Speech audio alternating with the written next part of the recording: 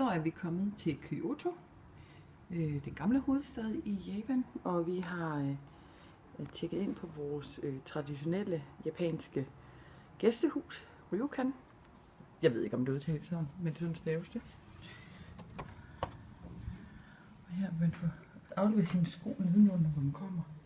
Så får man sådan nogle lækre putter her.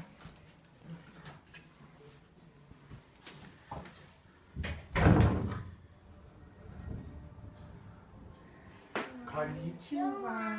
Konnichiwa. Her skal vi så residere de næste 3 dage. Vi får te og øl. Te og øl, ja. Mest øl.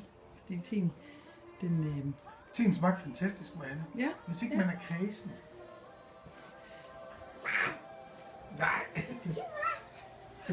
Og Christian sidder og ser den autentiske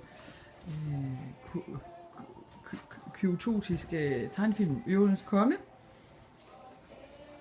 Hej Christian. En del af den traditionelle Kyoto-dragt, det er sudnutte og... Herude har vi en lille patio, eller hvad det nu hedder. Lea, det stopper nu.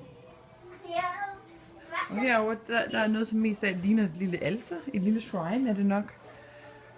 Det der, hvad det hedder, Shinto Shrine. Shinto Shrine.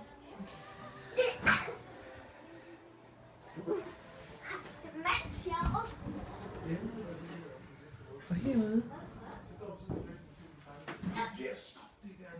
har vi en håndvask. Det er en